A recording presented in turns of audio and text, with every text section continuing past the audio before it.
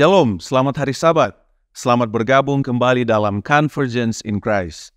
Umat Tuhan sekalian, Sabat ini kita akan menikmati berkat-berkat Tuhan melalui lagu-lagu pujian, acara rumah tangga, diskusi pelajaran sekolah Sabat, pelayanan perorangan, dan khotbah yang nantinya akan dibawakan oleh hamba Tuhan, Pendeta Rudy Franz Emin. Pendeta saat ini melayani sebagai sekretaris eksekutif Gereja Masei Advent Hari ke-7 Daerah Misi Minahasa Utara, Bitung. Untuk membuka ibadah kita, mari kita puji nama Tuhan dengan menyanyikan lagu yang akan dipimpin oleh Praise Team.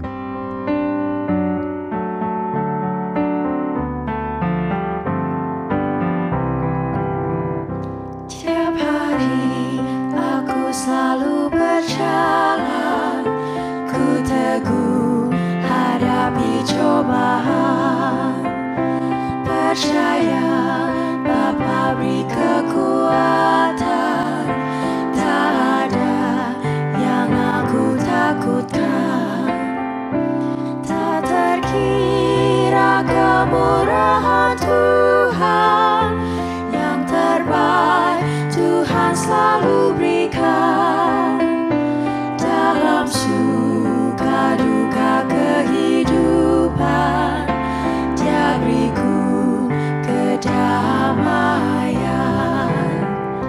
Tiap hari Tuhan dekat denganku, mencurahkan berkat yang limpah.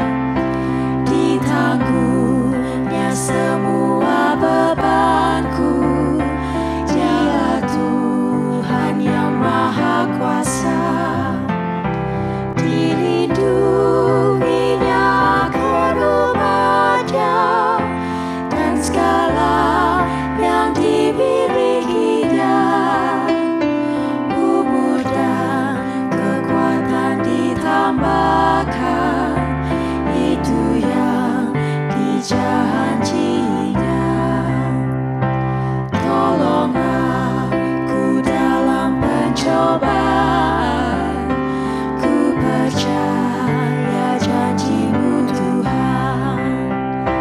Hiburan-Mu teguhkan jiwaku, tertulis dalam Alkitab-Mu. Tolong aku bila bebanku berat, dengan tangan Bapa yang kuat. Hari demi hari kan berlalu, sampai tiba di surga. Ayat hafalan kita sahabat ini diambil dalam buku Matius pasal 15 ayatnya yang ke-28. Maka Yesus menjawab dan berkata kepadanya, "Hai ibu, besar imanmu, maka jadilah kepadamu seperti yang kau kehendaki." Dan seketika itu juga anaknya sembuh. Mari kita berdoa. Tuhan, terima kasih Engkau sungguh baik dalam kehidupan kami. Kami bersiap untuk beribadah kepadamu melalui acara Sekolah Sabat Anggota Bekerja. Kiranya Engkau layakkan kami, kiranya ibadah ini boleh berkenan di hadapan-Mu. Dalam nama Yesus kami sudah berdoa dan mengucap syukur kepadamu. Amin. Shalom, selamat pagi, selamat hari Sabat untuk kita sekalian. Pada pagi ini kita akan belajar tentang nasihat rumah tangga. Dan saya memilih untuk mengarahkan pikiran kita pada saat ini tentang bagaimana anak-anak muda yang dalam perencanaan mereka untuk memasuki rumah tangga. Kapan nasihat itu diperlukan? Dan ini kita akan lihat di dalam materi atau nasihat rumah tangga pada pagi hari ini. Yang pertama, poin yang pertama adalah mencari nasihat dari firman Tuhan. Mencari nasihat dari Alkitab. Allah yang mengadakan perkawinan, peraturan dalam perkawinan itu kudus dan sekali-kali tidak boleh dimasuki dengan roh mementingkan diri. Artinya, ketika rumah tangga itu atau orang-orang muda yang rencana akan masuk dalam rumah tangga, mereka harus mempertimbangkan dengan matang-matang sebelum masuk di dalam rumah tangga. Mereka yang mau mengambil langkah ini haruslah mempertimbangkan dengan tekun dan penuh dengan permintaan doa untuk mencari nasihat ilahi, sehingga mereka akan mengetahui apakah mereka itu berada pada jalan-jalan yang benar, apakah dikehendaki Allah rencana mereka atau tidak. Sorga memandang perkawinan itu dengan kesukaan, dibangun sesuai dengan petunjuk-petunjuk yang terdapat di dalam firman Tuhan. Jadi, bagi orang-orang muda yang di dalam perencanaan mereka sudah matang, siap untuk masuk dalam rumah tangga, bahkan juga sebelum, di masa-masa mereka sebelumnya, harus memikirkan hal ini. Mereka harus mencari nasihat-nasihat yang baik di dalam firman Tuhan.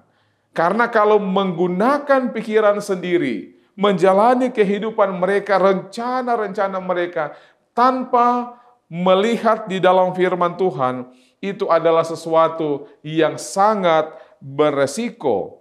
Dan kalau ada satu hal yang dipertimbangkan, yang harus dilihat dengan tenang dan dipandang, bukan oleh karena didorong oleh karena nafsu mereka, didorong oleh karena satu keinginan yang bergebu-gebu tanpa menggunakan firman Tuhan. Kemudian poin yang berikut, selain mencari nasihat dari Alkitab, poin yang kedua adalah harus ada permintaan doa untuk keputusan yang benar. Harus bergumul dengan Tuhan, harus menyerahkan setiap rencana kepada Tuhan di dalam doa. Nasihat di dalam buku Adventist Home halaman 69 atau Rumah Tangga Advent halaman 69. Kalau pria dan wanita dalam kebiasaan berdoa 2 kali sehari sebelum mereka bermaksud mengadakan perkawinan, haruslah mereka berdoa 4 kali sehari apabila langkah yang demikian sedang diharapkan. Perkawinan adalah satu perkara yang akan mempengaruhi kehidupanmu, baik dalam dunia ini maupun dalam dunia yang akan datang. Kita lihat nasihat yang diberikan kepada orang-orang muda yang hendak melangsungkan perkawinan. Dia harus membawanya setiap rencana-rencana itu di dalam doa kepada Tuhan. Kalau tadinya dia hanya jarang untuk berdoa, sekali-sekali, nasihat dalam pena inspirasi ini katakan bahwa dia harus lebih intens lagi, dia harus lebih sering untuk menyerahkan itu kepada Tuhan. Kemudian nasihat juga yang lain, poin yang berikut adalah ketika anak-anak muda itu, dia harus penuh dengan hikmat di dalam pengalaman-pengalaman yang orang tua dapat berikan. Jadi dia harus meminta nasihat, petunjuk-petunjuk dari orang tua. Kenapa orang tua? Oleh karena orang tua sudah apa? Sudah lebih dahulu atau sudah berpengalaman untuk hal-hal ini. Nasihat di dalam pena inspirasi dalam buku yang sama. Apabila begitu banyak kemelaratan timbul dari perkawinan, mengapa orang-orang muda tidak mau berlaku bijaksana? Mengapa mereka terus merasa bahwa mereka tidak membutuhkan nasihat orang yang lebih tua dan yang berpengalaman? Jadi kita lihat di sini nasihat kepada orang-orang muda yang di dalam rencana-rencana mereka ini, mereka ada baiknya ya, atau yang terbaik bagi orang muda adalah ketika mereka datang meminta nasihat kepada orang tua atau kepada orang yang berpengalaman. Karena orang yang berpengalaman mereka sudah banyak melihat akan perjalanan kehidupan mereka, khususnya ketika mereka masuk dalam rumah tangga, perlu untuk meminta nasihat kepada orang tua. Betapa teliti seharusnya tindakan dalam memasuki perhubungan perkawinan. Suatu hubungan yang mempengaruhi generasi di masa yang akan datang dan kehidupan yang akan datang. Saudara-saudara, kita lihat dalam hal ini, ya, ada banyak penyesalan yang akan terjadi kalau di dalam memasuki rumah tangga, dimasuki dengan terburu-buru. Dimasuki dengan tidak berpikir panjang untuk orang-orang muda. Dimasuki dengan tidak banyak bertanya kepada orang-orang yang berpengalaman. Dan ketika masuk dalam perkawinan, ada penyesalan. Aduh, kenapa saya tidak bertanya dulu? Kenapa saya tidak memiliki banyak pengetahuan, pengalaman-pengalaman? Dan ini hal yang penting untuk dipelajari. Kemudian kita lihat, pertimbangan masak dari orang tua harus dihargai. Pertimbangan masak dari orang tua harus dihargai. Orang tua tentunya memiliki keinginan untuk anak-anak mereka menjadi baik. Tidak ada orang tua di atas dunia ini yang mengharapkan anak-anak mereka tidak berhasil, tidak bahagia dalam kehidupan mereka, apalagi dalam kehidupan rumah tangga. Itulah sebabnya setiap pertimbangan dari orang tua, itu juga kita harus hargai, walaupun yang memutuskan adalah orang muda itu sendiri. Dikatakan dalam nasihat, patutkah anak-anak hanya menuruti keinginan dan kecenderungan mereka tanpa mengindahkan nasihat dan pertimbangan dari ibu bapanya? Tampaknya ada beberapa orang yang tidak pernah menyerahkan pikirannya kepada kehendak atau pilihan orang tuanya dan tidak menghargai pertimbangan mereka yang sudah masak itu. Mementingkan diri telah menutup pintu hati mereka kepada cinta kasih kekeluargaan. Jadi kita lihat, sebagai seorang anak muda sangat perlu, sangat penting untuk meminta petunjuk-petunjuk, meminta pertimbangan-pertimbangan dari orang tua yang baik tentunya, sehingga orang-orang muda ini akan diarahkan kepada hal-hal yang lebih baik. Dan ini adalah sesuatu yang sangat penting. Dan kemudian poin yang selanjutnya adalah, ceritakanlah rahasiamu kepada ibu bapa yang beribadah. Sebagai anak muda, biasanya mereka juga melihat bagaimana kehidupan di dalam keluarga. Kehidupan orang tua mereka seperti apa.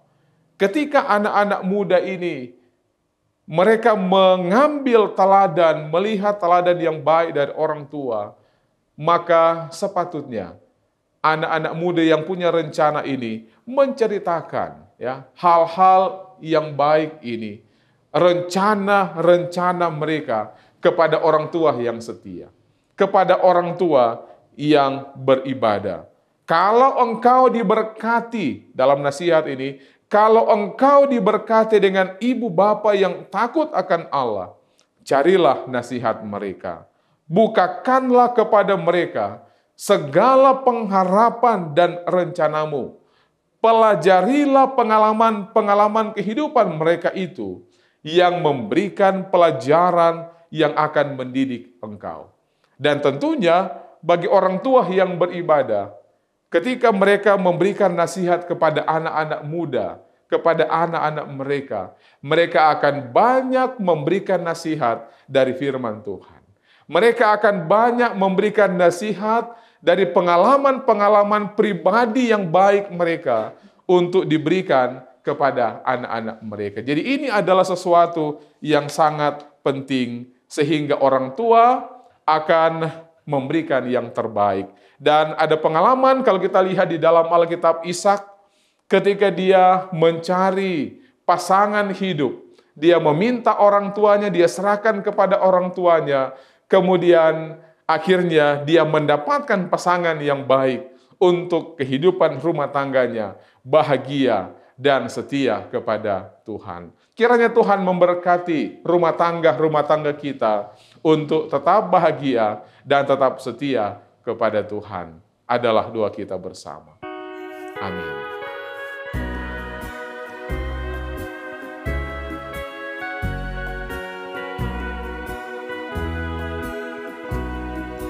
Dia datang dari jauh, tempat yang mulia,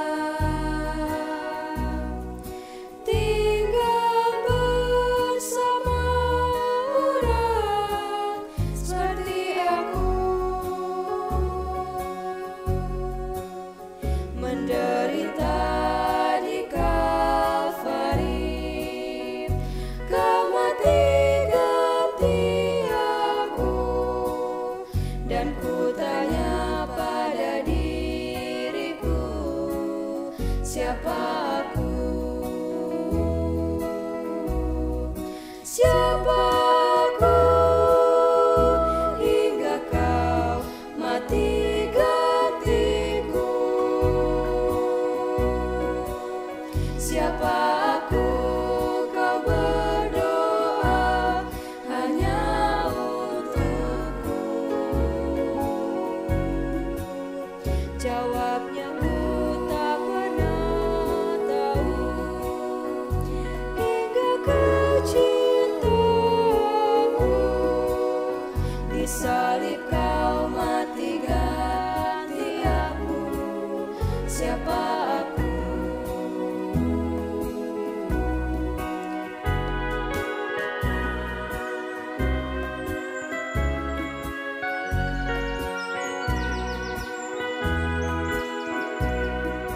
Ku ingat katamu, tak tinggalkan aku, memberikan hidup kekal bagi aku. Apa yang dapat ku buat melayani anak Allah, berjuang memenangkan mereka. Siapa aku? Siapa aku hingga Kau mati gantiku? Siapa aku? Kau berdoa hanya untukku. Jawabnya ku tak pernah tahu, hingga Kau cintamu. Di salib Kau mati ganti aku. Siapa aku? Di salib Kau mati ganti aku. Siapa aku?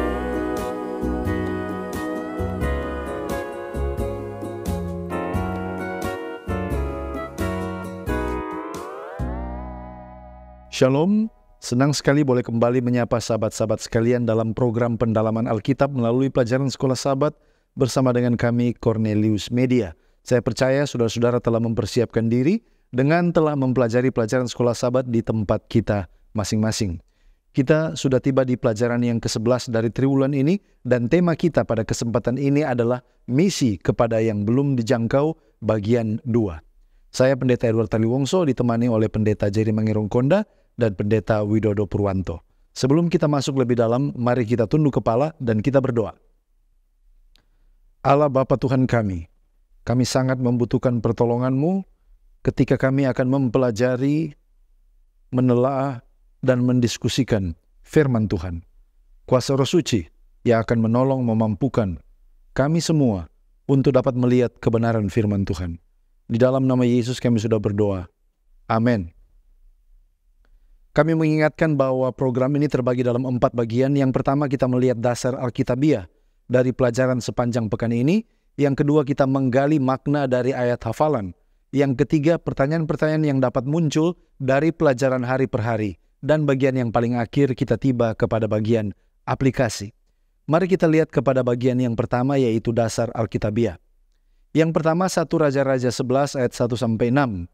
Raja Salomo melanggar perintah Allah dengan mengambil istri-istri asing yang menyembah berhala. Dan ini menyebabkan ketidaksetiaan terhadap Tuhan dan akhirnya membawa konsekuensi yang buruk bagi Salomo. Matius 4 ayat 23-25, Yesus melakukan pelayanannya dengan mengajar, memberitakan Injil dan menyembuhkan berbagai penyakit di seluruh Galilea. Dan orang-orang dari berbagai tempat membawa orang sakit kepadanya, banyak orang yang disembuhkan. Matius 15 ayat 22-28, tentang seorang wanita Kanaan datang kepada Yesus memohon agar menyembuhkan anaknya yang kerasukan setan. Meskipun awalnya tampaknya Yesus ini enggan, tetapi Yesus akhirnya memuji iman wanita itu dan menyembuhkan anaknya karena imannya yang besar itu. Markus 7 ayat 24-30 tentang seorang wanita Yunani datang kepada Yesus memohon agar menyembuhkan putrinya yang kerasukan setan. Meskipun bukan dari bangsa Israel, tapi Yesus mengakui iman dan ketekunan wanita itu. Kisah Para Rasul 10 ayat 34-35. Petrus menyadari bahwa Allah tidak memandang muka orang atau wajah tertentu. Setiap orang yang takut akan Dia, dari bangsa mana saja, yang berbuat adil diterima olehnya tanpa memandang perbedaan suku ataupun ras. Di dalam Matius 8 ayat 10-13, Yesus memuji iman seorang perwira Roma yang memohon agar hambanya disembuhkan.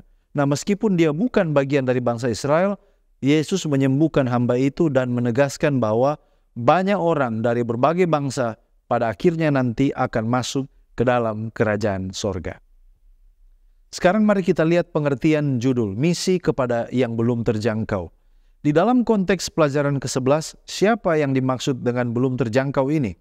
Nah, kita sudah pelajari pada waktu pelajaran yang lalu bahwa di zaman Perjanjian Lama, di zaman orang Israel, mereka ini adalah orang-orang Kanaan, orang Het, orang Amori, orang Feris, orang Hewi, orang Yebus. Di zaman Perjanjian Baru, di zaman Yesus, adalah orang-orang non-Yahudi dan mereka yang tinggal di Sidon, Tirus, dan dari latar belakang Helenistik lainnya. Sementara bagi kita sekarang ini, konteks pelajaran sekolah Sabat adalah jumlah orang banyak yang ada di kota-kota besar yang belum dijamah, belum mendapatkan pengetahuan yang benar tentang Injil keselamatan dari Yesus Kristus. Selanjutnya di pelajaran sekolah Sabat kita juga disebutkan tentang orang kafir. Apa pengertian kata kafir? Siapa mereka? Nah, kita juga pelajari bagaimana di Galati 2 ayat 14, mereka yang sifatnya tidak bersesuaian dengan Injil, juga itu bisa dikategorikan orang kafir. Teguran dari Rasul Paulus kepada Kefas. Maka, mari kita lihat apa pengertian kafir dari konteks Alkitab ini. Menurut bahasa Indonesia, Kamus Besar Bahasa Indonesia, kafir artinya orang yang tidak percaya kepada Allah dan kepada Rasul-Nya. Sementara bahasa asli Alkitab Perjanjian Lama, satu kali disebutkan kata kafir, itu terdapat di Bilangan 23 ayat 9. Sementara di Perjanjian Baru ada 2 kali dan ada 2 kata yang berbeda yang digunakan.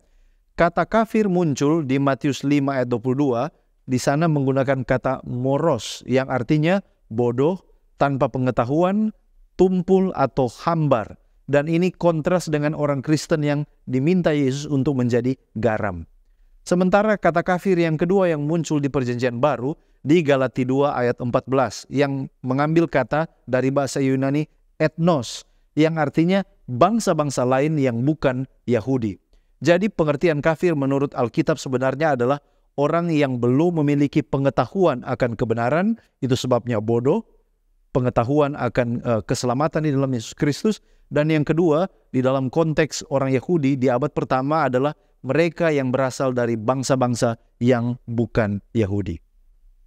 Siapakah yang ditugaskan untuk membawa misi ini?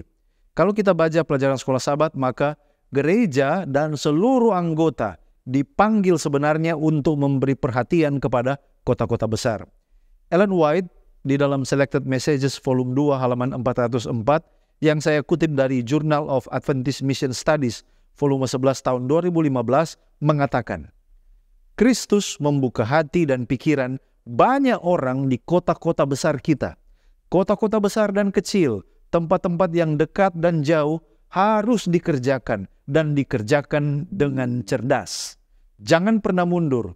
Tuhan akan memberikan kesan yang tepat pada hati jika kita mau bekerja serempak dengan Roh Kudus Tuhan. Jadi semua kita, gereja terpanggil untuk menginjil, membawakan misi ke kota-kota besar.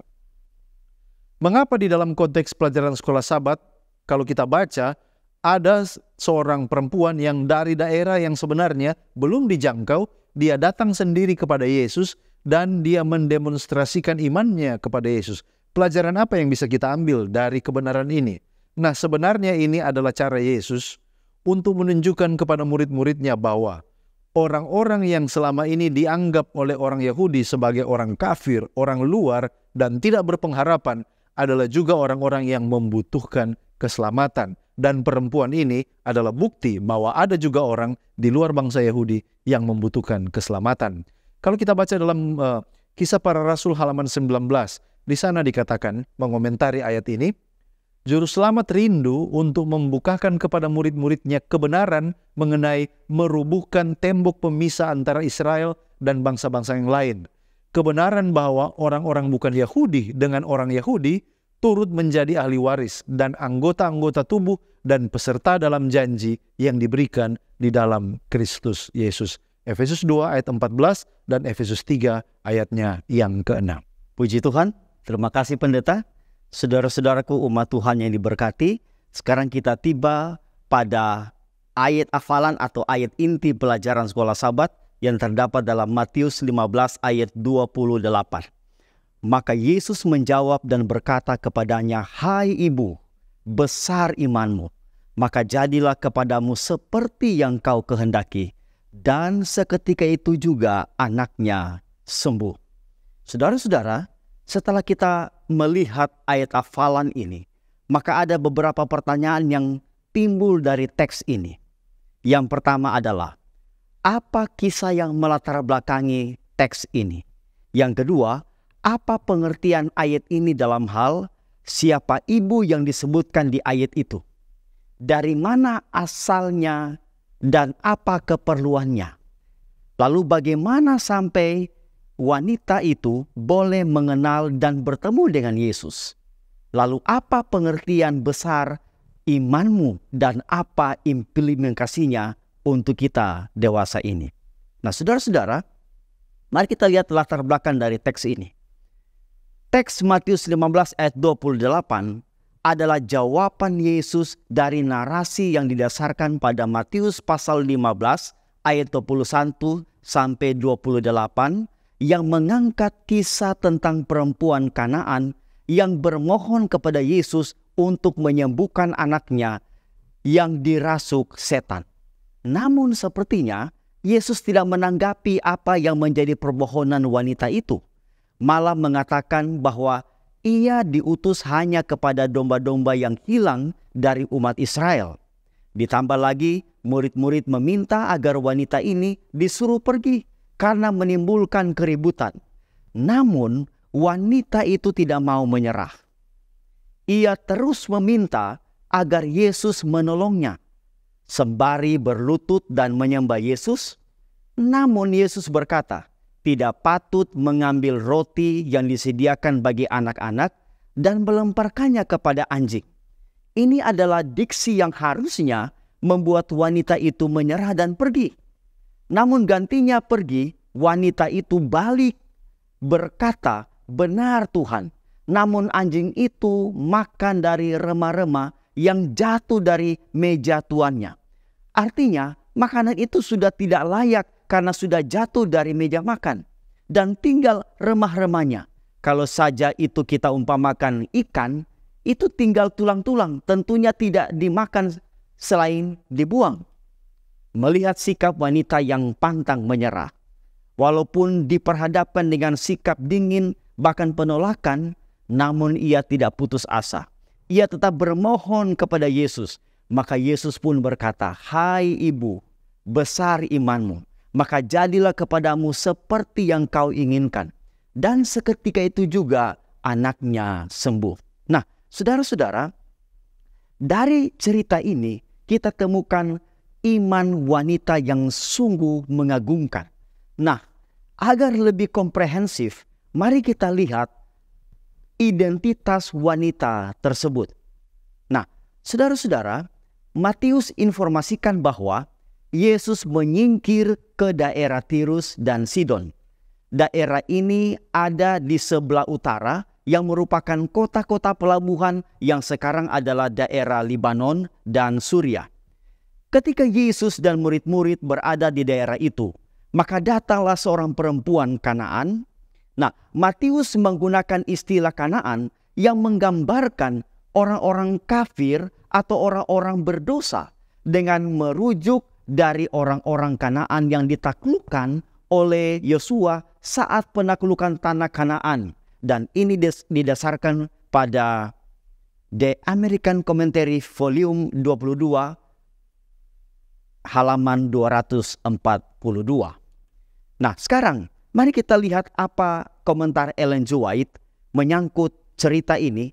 Ellen G. White sebutkan di dalam Kerinduan Segala Zaman jilid 1 halaman 399. Dia katakan di sana, penduduk di daerah ini berasal dari bangsa Kanaan yang dahulu. Mereka adalah penyembah berhala dan dipandang hina seperti dibenci oleh orang-orang Yahudi. Dari golongan inilah asalnya perempuan yang kini datang kepada Yesus. Ia atau perempuan itu adalah seorang kafir, dan itulah sebabnya ia tidak diperkenankan mendapat keuntungan yang dinikmati oleh orang-orang Yahudi sehari-hari. Nah, sekarang bagaimana perempuan itu boleh bertemu dengan Yesus? Banyak orang Yahudi tinggal di antara orang Fenisia, dan kabar tentang pekerjaan Kristus telah tersebar di daerah ini.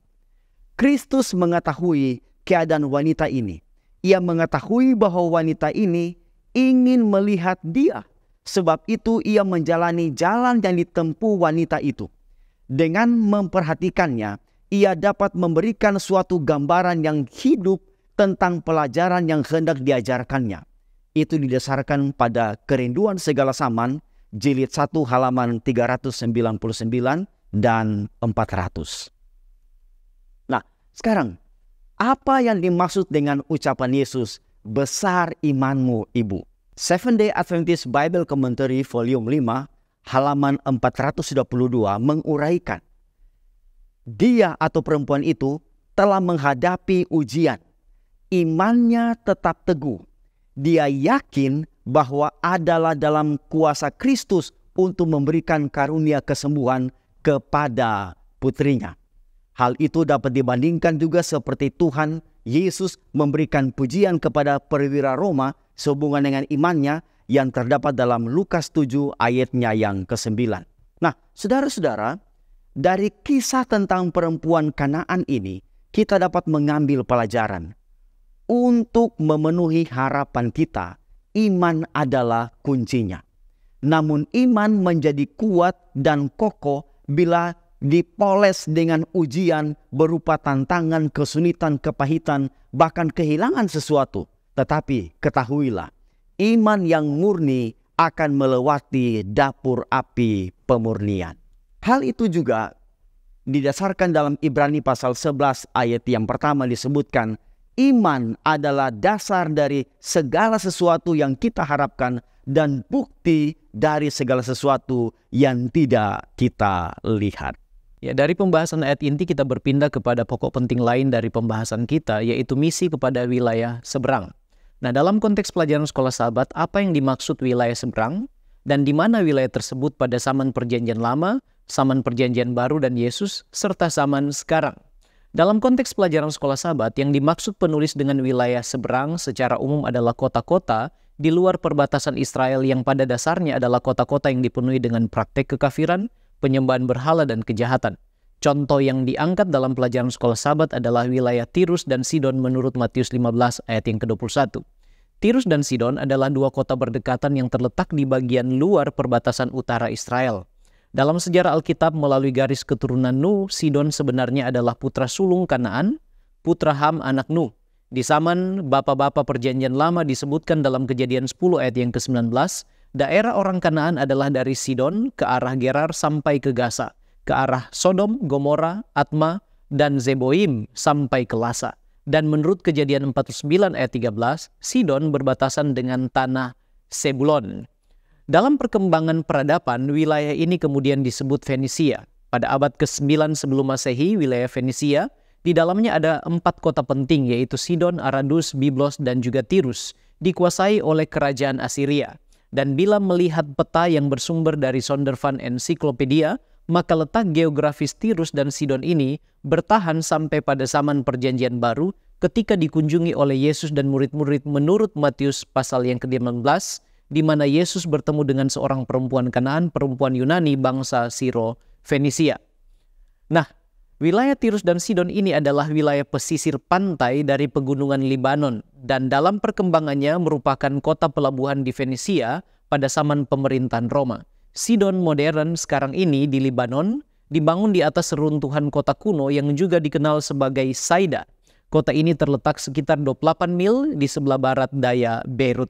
Sementara itu 20 mil sebelah selatan Sidon, di tengah-tengah dataran pantai, Tirus dalam bahasa Arab Sour dibangun di atas sebuah pulau batu yang berjarak beberapa ratus meter ke arah Laut Tengah. Itulah keadaan Tirus dan Sidon sekarang. Nah, kemudian dalam konteks pelajaran sekolah Sabat, mengapa Allah menggunakan orang wilayah seberang untuk menjalankan misi bagi orang Israel dan Yahudi? Dan kemudian apa misinya? Dalam konteks perjanjian lama, hal itu dimaksudkan untuk menguji iman mereka. Apakah mereka mendengar dan menurut atau tidak? Juga memberikan pelajaran berharga kepada orang-orang umat pilihan Allah pada waktu itu. Hakim-Hakim pasal yang ketiga ayat 4 mengatakan, mereka bangsa-bangsa seberang, Kanaan, Het, Amori, Feris, Hewi, dan Yebus, itu ada di sana supaya ia mencobai orang Israel dengan perantaraan mereka untuk mengetahui apakah mereka mendengarkan perintah yang diberikan Tuhan kepada nenek moyang mereka dengan perantaraan Musa. Ayat yang kedua dikatakan, maksudnya hanyalah supaya keturunan-keturunan orang Israel yang tidak mengenal perang yang sudah-sudah dilatih berperang oleh Tuhan. Nah, kemudian dalam konteks Yesus dan murid-muridnya, pertemuan dengan perempuan Kanaan atau Siro Fenisia ini di wilayah Tirus dan Sidon digunakan Yesus untuk mengajarkan pelajaran berharga bagi mereka. Menurut Alfa dan Omega jilid 5 halaman 436, Yesus ingin menegur kesombongan orang Yahudi dan yang mendirikan penghalang bagi penyebaran kebenaran yang telah mereka terima. Yesus ingin mengajarkan hal bersimpati terhadap dunia kafir dan menumbuhkan kerinduan untuk menjangkau jiwa-jiwa yang hidup dalam kegelapan di antara bangsa-bangsa tersebut. Nah, sekarang pertanyaannya adalah apa misi kepada wilayah seberang? Misi kepada wilayah seberang adalah sama dengan misi Allah itu sendiri, yaitu mengabarkan Injil kabar baik dan pengharapan kekal di dalam Kristus Yesus. Di Advent Review and Sabbath Herald 17 Januari 1893 mengatakan, pekerja ahli itu adalah Tuhan sendiri dan bukan manusia yang terbatas. Namun dia memanggil manusia untuk menjadi agen yang melaluinya dia dapat memberikan terang kepada mereka yang berada dalam kegelapan, menyatakan kepada semua kebenaran seperti yang ada di dalam Yesus. Baik, terima kasih pendeta. Sekarang kita melihat tentang frase menjangkau orang banyak. Siapa yang dimaksud orang banyak di dalam konteks ini? Kalau kita pelajari pelajaran sekolah Sabat kita, maka konteks yang dimaksud dengan orang banyak di sini adalah para penduduk kota-kota besar yang belum dijangkau, belum memiliki pengetahuan akan Injil. Sebagaimana yang kita tahu, oleh karena alasan pendidikan, bisnis, karir, pekerjaan, banyak orang yang bermigrasi dari desa-desa kepada kota-kota besar. Dan banyak di antara mereka yang membutuhkan pengetahuan akan keselamatan. Oleh karena itu kita perlu mempelajari cara untuk menjangkau orang banyak ini. Dan dalam contoh Yesus adalah orang-orang yang di kota. Di zaman Yesus mereka datang berbondong-bondong datang kepada Yesus. Nah, pertanyaan, bagaimana metode Yesus menjangkau orang banyak dan apa isi daripada pekabaran Yesus itu? Kalau kita baca di dalam Matius 4 ayat 23 sampai 25, di sini kita melihat metode Yesus dalam menjangkau banyak orang melalui 3 kegiatan utama. Yang pertama, dia mengajar. Yesus mengajar di dalam rumah-rumah ibadah Yahudi yang disebut sinagog. Dia menyampaikan ajaran-ajaran tentang kerajaan Allah dan dia menguraikan prinsip-prinsip Injil kepada orang yang banyak berkumpul di sana. Tidak jarang juga Yesus menggunakan rumah, Bahkan juga di alam, dia menggunakan banyak kesempatan untuk mengajar. Yang kedua, Yesus memberitakan Injil. Selain mengajar, Yesus juga aktif memberitakan kabar baik atau Injil Kerajaan Allah. Dan dia menyampaikan pesan tentang pertobatan, tentang iman, tentang harapan kepada orang banyak. Berita tentang Kerajaan Allah dan tentang anugerah keselamatan dia sampaikan dengan berkhotbah. Dan yang ketiga kegiatan Yesus adalah menyembuhkan berbagai penyakit dan berbagai-bagai penderitaan. Dan ini adalah aspek yang sangat menonjol dari pelayanan Yesus, adalah penyembuhan kepada orang sakit, pembebasan dari berbagai penyakit dan penderitaan.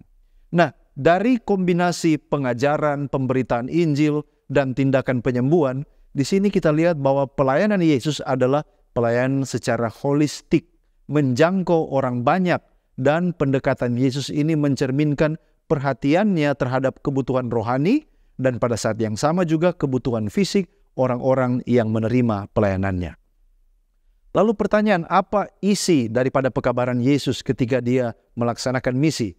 Matius 4 ayat 17 mengatakan, sejak waktu itulah Yesus memberitakan, bertobatlah sebab kerajaan sorga sudah dekat. Jadi inti pekabaran Yesus adalah tentang pertobatan, inti pekabaran Yesus adalah tentang segeranya kedatangan kerajaan Allah. Bagaimana kita bisa belajar tentang menjangkau orang banyak? Bagaimana dengan kita di zaman sekarang? Apakah KKR atau public evangelism itu satu-satunya cara bagi kita untuk menjangkau orang banyak? Gereja Maseaten Hari ke-7 percaya bahwa public evangelism atau KKR adalah sebenarnya bagian terakhir dari sebuah siklus untuk melaksanakan misi. Dengan menggunakan analogi dunia agrikultur, maka sebenarnya siklus untuk penginjilan itu adalah sebagai berikut.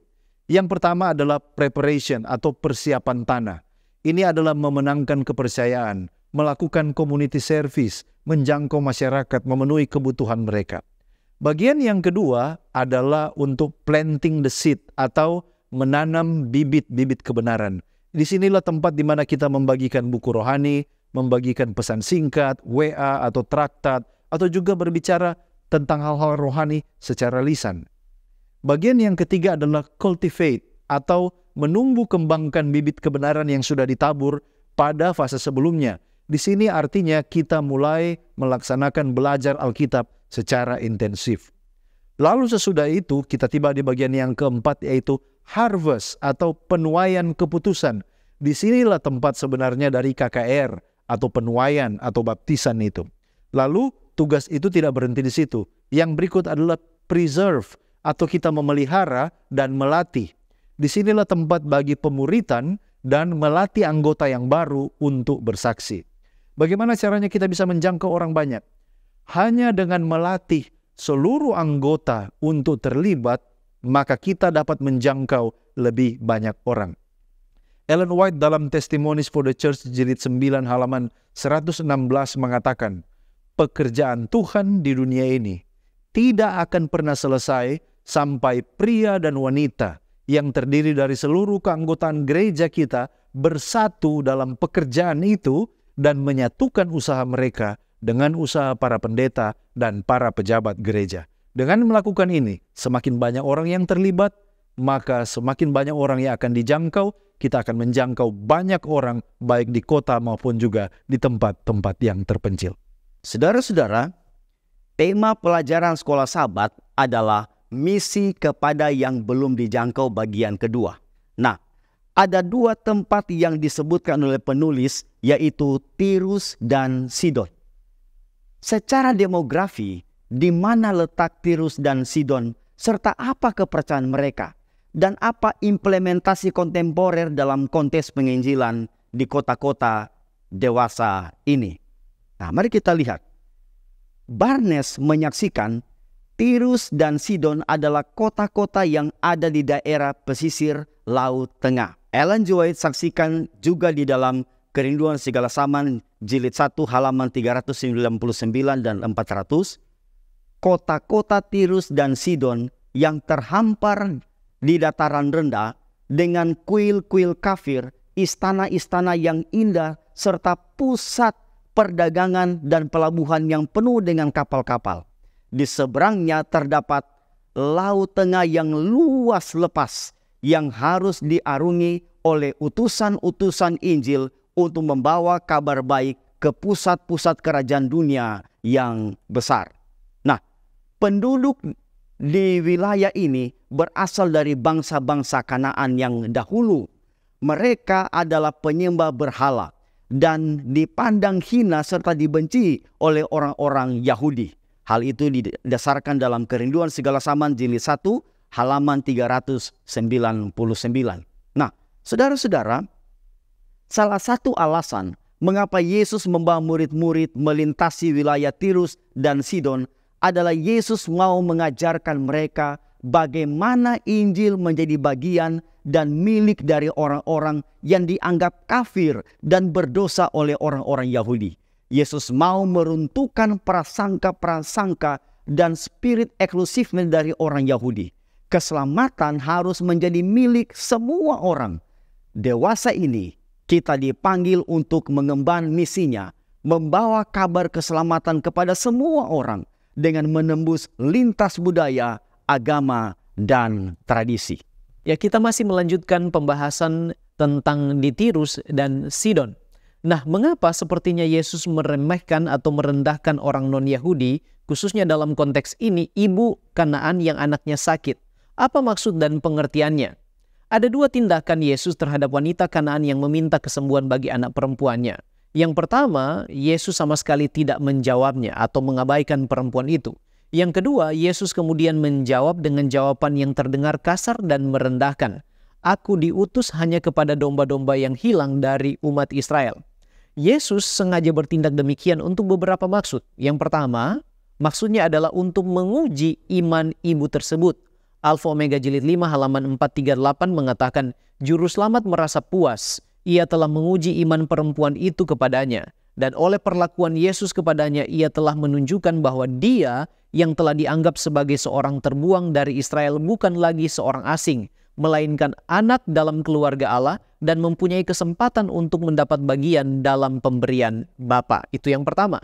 Yang kedua maksudnya adalah menurut Alfa Omega jilid 5 halaman 436 sampai 437, dia ingin menunjukkan kepada murid-muridnya kontras atau perbedaan sikap dingin dan tidak berbelas kasihan orang Yahudi dalam memperlakukan orang-orang dari bangsa lain dan sikap penerimaan Yesus sendiri yang penuh belas kasihan yang ditunjukkannya di akhir cerita tersebut saat dia mengabulkan permohonan wanita itu dan mengatakan besar imanmu. Yang ketiga, ucapan Yesus yang terdengar kasar itu sebenarnya dimaksudkan untuk membuka mata murid-muridnya terhadap kesempatan istimewa yang diterima oleh orang-orang Yahudi termasuk mereka, yaitu berkat dan terang di dalam sabda Allah. Dan perkataan ini juga secara tidak langsung memberi secercah kesempatan bagi wanita itu untuk tekun berjuang sesuai dengan iman dan pengharapannya kepada Yesus. Nah, sekarang mengapa menggunakan orang kafir untuk memberi pelajaran kepada orang Yahudi dan kita orang percaya? Mungkin seperti orang Samaria yang baik hati, Cornelius, dan lain sebagainya. Ada beberapa hal yang perlu kita lihat. Yang pertama, pelajaran ini adalah untuk memberi kesadaran bahwa keselamatan itu bagi semua bangsa, bukan hanya bagi golongan tertentu. Rencana penebusan Allah selalu mencakup semua bangsa di bumi. Alfa Omega jilid 5 halaman 441 mengatakan, berkat-berkat keselamatan adalah bagi setiap jiwa. Tidak suatu pun kecuali pilihannya sendiri dapat mencegah seseorang untuk mengambil bagian dari janji dalam Kristus melalui Injil. Itu yang pertama. Yang kedua, untuk membuka mata kita bahwa iman juga ditemukan di tempat-tempat yang tidak diduga. Di kota-kota di mana tinggal orang-orang asing, orang-orang kafir, dan orang-orang dengan agama yang berbeda. Orang-orang yang kita anggap kafir bukanlah orang-orang yang sebenarnya tidak peka terhadap pekerjaan Roh Kudus. Sebaliknya, mereka juga peka terhadap pekerjaan Roh Kudus. Yang ketiga adalah pelajaran untuk tidak menjadi eksklusif, melainkan menjadi inklusif dalam iman Kristen. Artinya, kita harus menjangkau dan menerima semua orang, apapun latar belakang ras, etnis, suku, budaya, bangsa, dan agama, serta kepercayaan ataupun nilai-nilai dan kedudukan sosial mereka. Tidak boleh ada prasangka yang menghalangi untuk menyatakan kasih Allah, sebab kerajaan Allah adalah bagi semua orang. Ingat, Roh Kudus memberi pengertian kepada Petrus tentang penglihatannya dalam Kisah 10 ayat 34 dan 35. Dikatakan di sana, Sesungguhnya aku telah mengerti bahwa Allah tidak membedakan orang. Setiap orang dari bangsa manapun yang takut akan Dia dan mengamalkan kebenaran berkenan kepadanya. Nah sekarang, apa pelajaran dari kisah Cornelius untuk kita saat ini? Dari kisah Cornelius yang tercatat dalam Kisah Para Rasul pasal yang ke-10, kita belajar bahwa dalam konteks menjalankan misi Allah, Roh Kudus bekerja secara aktif menggunakan dan menuntun agennya, agen Allah, atau si pembawa misi, dan juga dalam diri objek atau orang kepada siapa misi itu disampaikan. Allah menuntun Cornelius serta juga berbicara kepada Petrus, dan peristiwa ini menjadi jalan Injil disebarkan bukan hanya kepada Cornelius saja, tetapi kepada orang-orang yang menyertai dia, dan juga orang-orang itu menjadi percaya dan menerima Injil. Alfa Omega Jilid 7 halaman 119 mengatakan, oleh kuasa Roh Kudus banyak yang akan menerima prinsip-prinsip ilahi. Bertobat kepada kebenaran, mereka akan menjadi alat di tangan Allah untuk menyampaikan kebenaran. Mereka akan mempunyai suatu beban yang istimewa bagi jiwa-jiwa yang lain dari golongan-golongan orang kafir yang didalaikan. Waktu, uang akan diserahkan kepada pekerjaan Tuhan, dan ketangkasan juga kuasa yang baru akan ditambahkan kepada sidang. Sementara itu, kehidupan Cornelius sendiri adalah sebuah pelajaran berharga bagi kita sekarang ini. Yang pertama, Cornelius, dia takut akan Tuhan dan saleh. Dan pena inspirasi mengatakan dalam Alfa Omega Jilid 7 halaman 113, Cornelius menyembah Allah, mengakui kuasanya, mencari nasihat Allah dalam segala urusan kehidupan, baik dalam kehidupan rumah tangga maupun tugas-tugas resminya. Dia selalu mencari petunjuk dan pertolongan Allah. Itu pelajaran yang pertama yang sangat berharga bagi kita. Yang kedua, dia adalah seorang yang generous atau murah hati. Cornelius adalah penyembah Allah yang benar dan menunjukkan kesungguh-sungguhan imannya oleh belas kasihan kepada orang-orang miskin. Dia menyatakan imannya melalui belas kasihan terhadap orang miskin. Itu pelajaran yang kedua. Dan yang ketiga, dia adalah seorang penurut yang suka mendengar arahan Roh Kudus. Dia seorang yang open-minded, bukan fanatik yang sempit. Dia menerima Injil Yesus Kristus dan menjadi percaya. Dan hal ini juga membawa keluarga dan orang-orang di sekitarnya percaya dan hasilnya diselamatkan. Yang keempat, kisah pertemuannya dengan Petrus membuka jalan Injil dimasyurkan kepada orang-orang kafir. Jadi mari kita mengambil pelajaran dari Cornelius untuk takut akan Tuhan, mencari nasihat dan petunjuk Dia, menjadi orang yang open-minded, terbuka untuk kebenaran-kebenaran dari kitab suci, dan kemudian kita menunjukkan iman kita di dalam memberikan kebaikan atau berbelas kasihan kepada orang-orang yang membutuhkan. Dengan jalan ini, Injil bisa dikebarkan kepada orang-orang yang ada di sekitar kita yang belum terjangkau. Sekarang kita mendiskusikan topik tentang iman di bumi. Bagaimana caranya iman itu tumbuh di antara mereka yang datang untuk disembuhkan kepada Yesus? Kalau kita lihat contoh dalam Alkitab, ada seorang ibu yang anaknya sakit, juga ada seorang perwira, dan juga ada banyak yang lain. Bagaimana mereka ini sudah memiliki iman? Apakah mungkin mereka telah mendengar, lalu kemudian mereka percaya kepada Yesus sebelum mereka secara fisik berjumpa dengan Dia?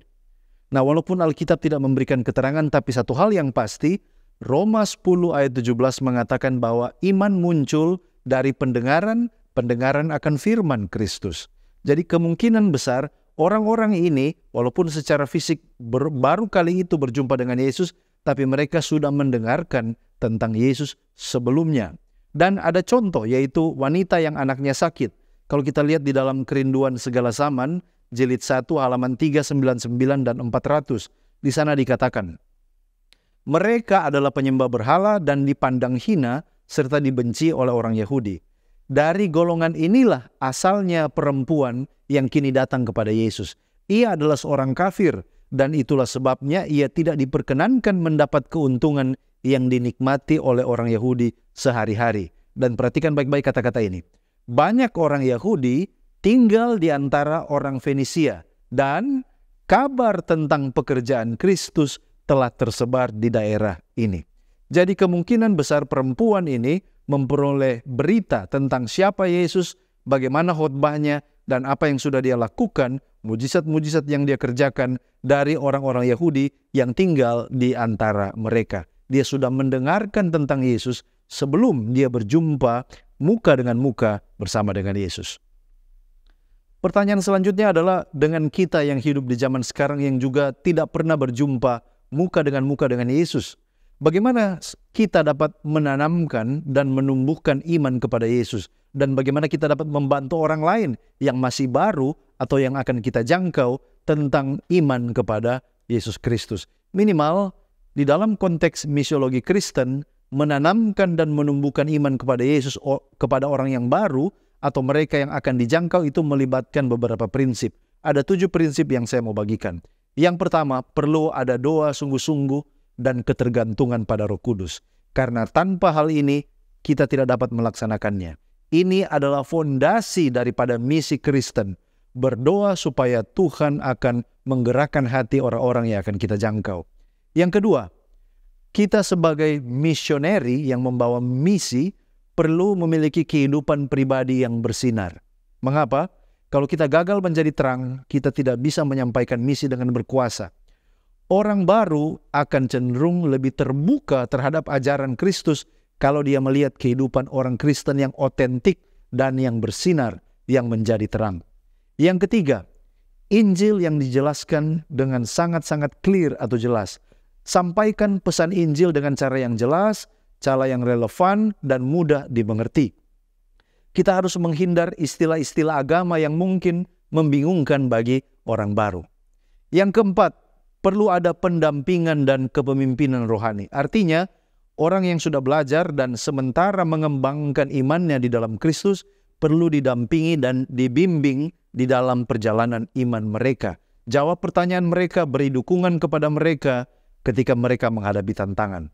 Yang kelima, pendidikan yang alkitabiah. Artinya, prinsip-prinsip dasar iman Kristen melalui pendidikan alkitabiah. Pemahaman dasar-dasar doktrin, kehidupan yang berdoa, membaca Alkitab, keterlibatan di dalam komunitas gereja ini perlu dilatih supaya orang yang baru percaya ini boleh bertumbuh dalam iman. Yang keenam, kesaksian dan kehidupan berjemaat. Kalau orang yang baru menerima Yesus ini, dia melihat jemaat hidup dalam kerukunan, dia melihat komunitas gereja yang ramah dan mendukung, maka mereka akan tetap setia dan terus bertumbuh dalam iman. Dan poin yang ketujuh yang tidak boleh dilalaikan adalah konteks budaya dan keadaan kehidupan. Kita harus perlu memahami konteks budaya dan keadaan kehidupan orang yang ingin kita jangkau. Dan kita harus menyesuaikan pendekatan misi dengan realitas kehidupan mereka.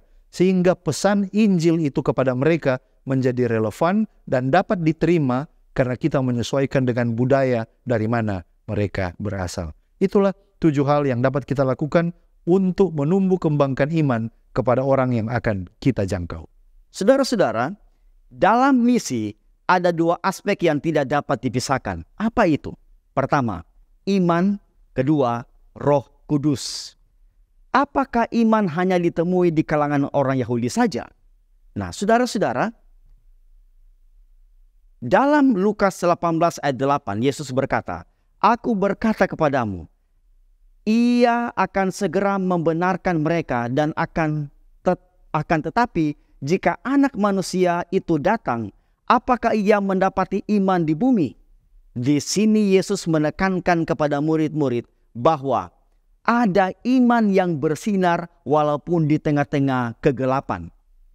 Contohnya, perwira kafir yang disebutkan dalam Matius 8 ayat 10 dan ayat 13. Lalu kedua, 4 orang yang mengusung sahabat mereka yang dibawa kepada Yesus melalui membongkar atap rumah dalam Matius 9 ayat 2. Lalu yang ketiga, Markus pasal 10 yang menyebutkan seorang yang bernama Bartimeus yang buta tetapi disembuhkan, imannya bersinar di sana. Nah, saudara-saudara, pada peristiwa-peristiwa tertentu, Yesus mengatakan kepada orang-orang Yahudi, bahkan kepada murid-muridnya, "Hai kamu orang-orang yang kurang percaya." Hal itu dapat dilihat di dalam Matius 6 ayat 30, Matius 8 ayat 26, Matius 14 ayat 31.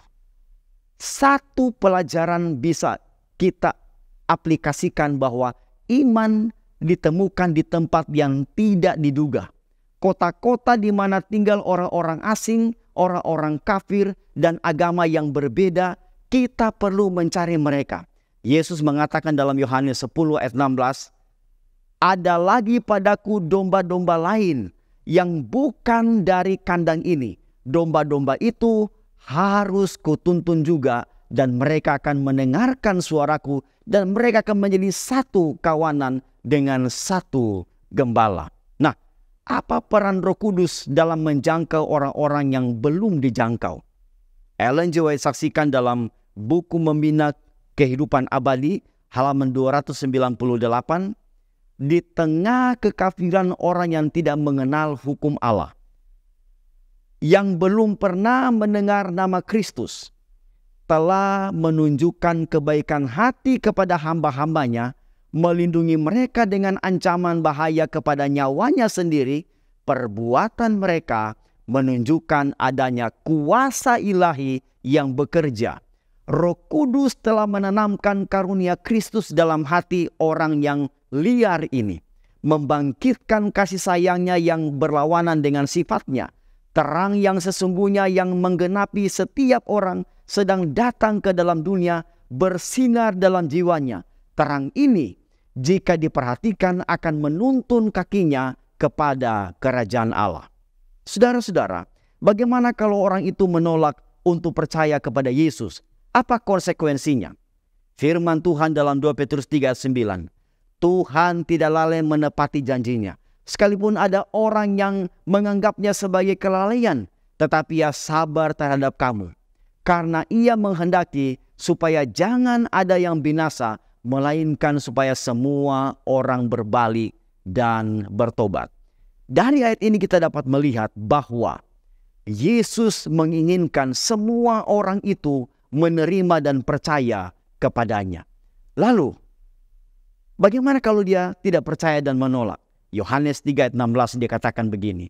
Karena begitu besar kasih Allah akan dunia ini, sehingga ia telah mengaruniakan anaknya yang tunggal, supaya setiap orang yang percaya kepadanya tidak binasa, melainkan beroleh hidup yang kekal. Ayat ini menekankan bahwa orang yang percaya kepadanya tidak binasa. Sebaliknya, orang yang tidak percaya dan menolak dia tentunya, setelah diberikan kesempatan tetapi terus menolak dan menolak, ia akan menerima akibatnya. Ya, terima kasih pendeta, dan sebagai penutup dan aplikasi dari apa yang kita pelajari bersama, bagaimana supaya kita boleh menjalankan misi untuk mereka yang belum terjangkau. Yang pertama, kita harus perhatikan adalah kesadaran dan sikap diri kita. Kita tidak boleh memiliki pandangan fanatisme yang sempit dan eksklusif, sebaliknya mau meninggalkan segala prasangka dan roh menghakimi yang mungkin akan menghambat kita untuk meninggalkan zona nyaman kita dan memberitakan Injil kepada mereka yang belum terjangkau. Yang kedua, kita perlu meminta tuntunan Roh Kudus untuk kita memiliki beban, membagikan kabar sukacita kepada mereka yang berada dalam kegelapan dan dituntun untuk bertemu dengan orang-orang tersebut. Yang ketiga, kita perlu menghidupkan kebenaran firman Allah dalam kehidupan kita sehari-hari. Dan hal ini akan menjadi khotbah yang berkuasa bagi mereka yang belum dijangkau. Yang keempat, kita perlu pelatihan. Sebelum menjalankan misi, harus ada pelatihan agar misi itu boleh berjalan tepat sasaran, efektif, dan penuh kuasa. Dan yang kelima, tentunya kita harus serahkan semuanya kepada Tuhan, Sang pemilik misi yang dipercayakan kepada kita. Nah, sekarang bagaimana kalau kita tidak sanggup atau menolak menjalankan misi ini? Apa amarannya?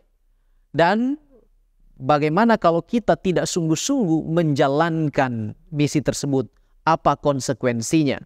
Steps to Christ halaman 81 mengatakan, jika para pengikut Kristus sadar akan tugasnya, akan ada ribuan orang dimanapun mereka berada saat ini yang memberitakan Injil di negeri-negeri kafir.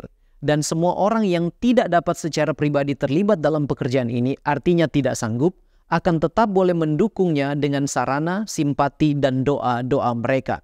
Dan akan ada lebih banyak lagi pekerjaan yang sungguh-sungguh bagi jiwa-jiwa di negara-negara Kristen.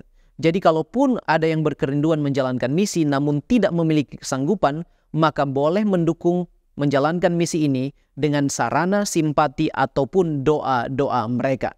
Nah, sekarang bagaimana amaran bagi mereka yang menolak? Yesus katakan dalam Matius 10 ayat yang ke-8, kamu telah memperolehnya dengan cuma-cuma, karena itu berikanlah dengan cuma-cuma. Ini nasihat bagi kita atau amaran bagi kita. Kemudian Yeskiel pasal 33 ayat 7b dan 8 dikatakan di sana, bila mana engkau mendengar suatu firman daripadaku, peringatkanlah mereka demi namaku. Kalau aku berfirman kepada orang jahat, hai orang jahat, engkau pasti mati, dan engkau tidak berkata apa-apa untuk memperingatkan orang jahat itu supaya bertobat dari hidupnya, orang jahat itu akan mati dalam kesalahannya. Tetapi aku akan menuntut pertanggungan jawab atas nyawanya daripadamu. Jadi ini adalah amaran bagi mereka yang menolak. Nah sekarang, kemudian bila ada yang dipercayakan Allah kesanggupan untuk menjalankan misi menjangkau yang tidak terjangkau, tetapi tidak melakukannya dengan sungguh-sungguh, firman Tuhan juga memperingatkan dalam Yeremia pasal 48 ayat 10 bagian A, terkutuklah orang yang menjalankan pekerjaan Tuhan dengan lalai. Ini sangat tegas amarannya bagi kita. Sebaliknya, bila kita menjalankan misi dengan sungguh-sungguh, maka sudah pasti mahkota kebenaran tersedia bagi kita. Ini pengalaman Paulus di dalam 2 Timotius pasal 4 ayat 5, 7, dan 8. Dikatakan di sana, tetapi kuasailah dirimu dalam segala hal. Sabarlah menderita, lakukanlah pekerjaan pemberitaan Injil, dan tunaikanlah tugas pelayananmu. Aku telah mengakhiri pertandingan yang baik. Aku telah mencapai garis akhir dan telah memelihara iman. Sekarang telah tersedia bagiku mahkota kehidupan yang akan dikaruniakan kepadaku oleh Tuhan, Hakim yang adil, pada harinya, tetapi bukan hanya kepadaku, melainkan juga kepada semua orang yang merindukan kedatangannya. Bekerja dengan sungguh-sungguh dalam persekutuan dengan Tuhan, maka jerih payah kita tidak akan sia-sia. Kita akan terhitung sebagai hamba-hamba Allah yang setia dan akan mewarisi apa yang dijanjikan, yaitu kehidupan yang kekal. Mari kita berdoa supaya kita boleh menjadi pelayan-pelayan yang menjalankan misi menjangkau yang belum dijangkau itu dengan sungguh-sungguh, sesuai dengan karunia dan kesanggupan yang Tuhan percayakan kepada kita, dan upahnya besar di sorga. Mari kita tunduk kepala dan berdoa. Terpujilah namamu Tuhan Allah kami, yang telah mempercayakan kepada kami panggilan menjalankan misi keselamatan bagi jiwa-jiwa yang hidup di dalam kegelapan. Kami membutuhkan kuasa Roh Kudus-Mu ya Tuhan, untuk peka terhadap beban ini, menjalankan misi ini kepada orang-orang yang belum dijangkau.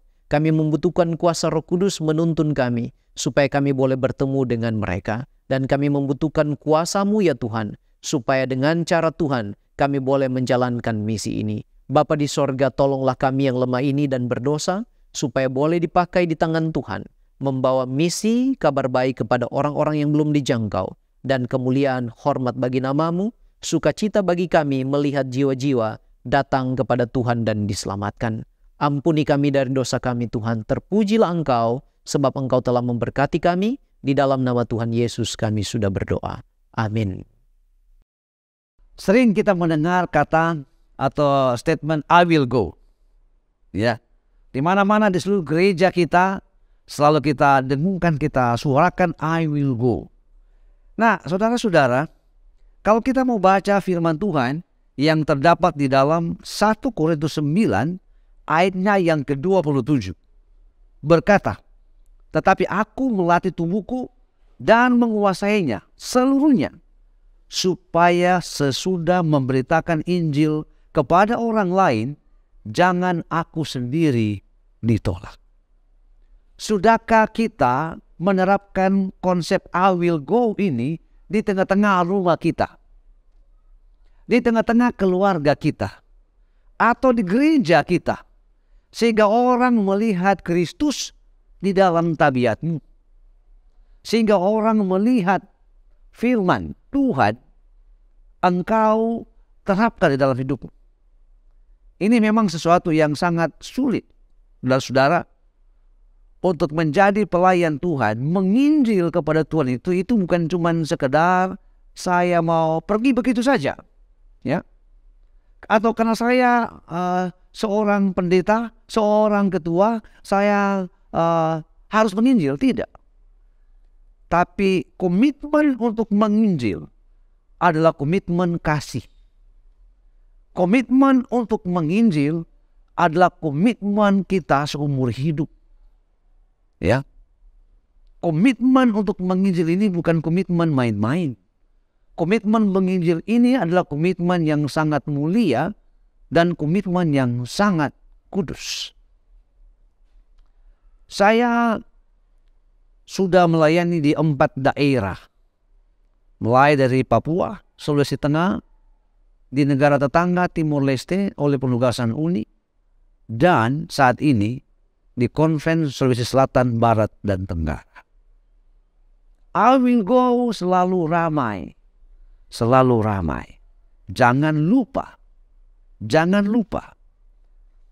1 Korintus 9 ayat 27. Kita juga harus menguasai, melatih tubuh kita. Melatih diri kita. Supaya apa yang saudara dan saya kabarkan, sampaikan, ya, Injili, itu benar-benar orang melihat Kristus di dalam kehidupan kita. Ya. Tentunya menginjil ini bukan hanya sekedar program. Saya katakan tadi bahwa menginjil ini adalah komitmen kita di dalam mempersiapkan banyak jiwa kepada Yesus. Seperti kata Rasul Paulus, celakalah aku kalau tidak menginjil, katanya. Ya. Itu sebabnya menginjil ini adalah tugas yang sangat mulia, dan tugas pelayanan ini, saudara, ya, hanya bisa dilakukan dengan sungguh-sungguh ketika saudara dan saya hanyut dalam hubungan yang akrab dengan Yesus. Tanpa hubungan yang akrab dengan Yesus, maka saya tidak tahu motif kita menginjil itu untuk siapa, ya, untuk siapa dan untuk apa. Tapi ketika saudara dan saya punya hubungan yang akrab dengan Yesus, maka Roh Kudus atas hubungan itu, atas keakraban itu, akan menuntun saudara dan saya untuk terus menginjil dan menguasai, melatih hidup kita, supaya kita akan terus berada di dalam Tuhan. Kita menguasai diri kita, menguasai iman kita. Biarlah pelajaran ini, pelajaran sederhana ini boleh memberikan kita motivasi, boleh mengingatkan saudara dan saya untuk menginjilah, didasari kasih kepada Tuhan. Sehingga komitmen kita benar-benar jelas.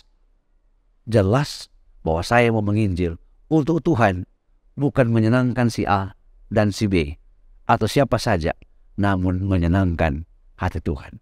Tuhan memberkati kita semua, adalah doa saya. Amin.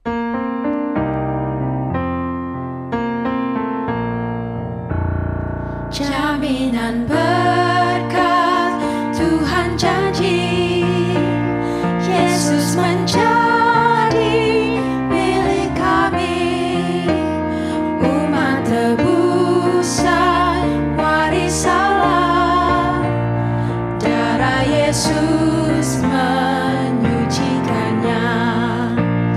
Kami masyurkan dan nyanyikan, memuji Yesus sepanjang hari. Kami masyurkan dan nyanyikan, memuji Yesus sepanjang hari. Padamu Tuhan kami bersah, kami beroleh sukacita. Malaikat datang pada kami, membawa rahmat serta kasih. Kami masyurkan dan nyanyikan, memuji Yesus sepanjang hari. Kami masyurkan dan nyanyikan, memuji Yesus sepanjang hari. Berserah kami pada Tuhan, damai bahagia diberikannya. Kami memohon pada Allah, turunkan kuasa dan anugerah. Kami masyurkan dan nyanyikan, memuji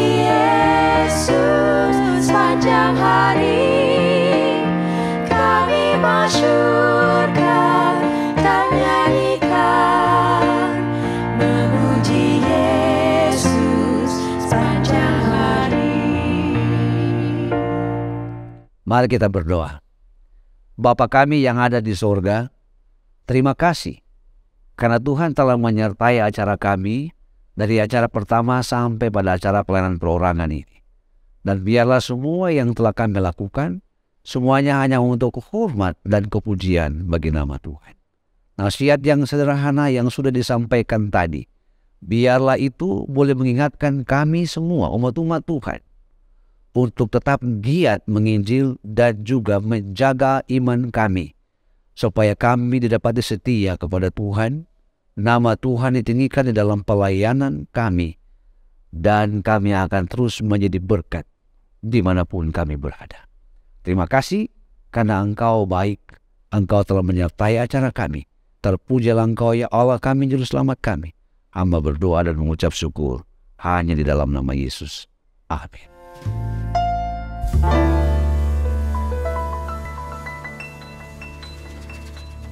Panggilan berbakti kita sahabat ini diambil dalam buku Mazmur pasal ke-23 ayat 1-6. Kami akan membaca secara bergantian. Pada ayat 6 akan kami baca bersama. Dengan judul Tuhan Gembalaku yang baik. Mazmur Daud. Tuhan adalah gembalaku, takkan kekurangan aku. Ia membaringkan aku di padang yang berumput hijau, ia membimbing aku ke air yang tenang. Ia menyegarkan jiwaku, ia menuntun aku di jalan yang benar, oleh karena namanya. Sekalipun aku berjalan dalam lembah kekelaman, aku tidak takut bahaya, sebab Engkau besertaku. Gadamu dan tongkatmu itulah yang menghibur aku. Engkau menyediakan hidangan bagiku di hadapan lawanku. Engkau mengurapi kepalaku dengan minyak, pialaku penuh melimpah. Kebajikan dan kemurahan belaka akan mengikuti aku seumur hidupku, dan aku akan diam dalam rumah Tuhan sepanjang masa. Marilah kita berbakti dalam roh dan kebenaran.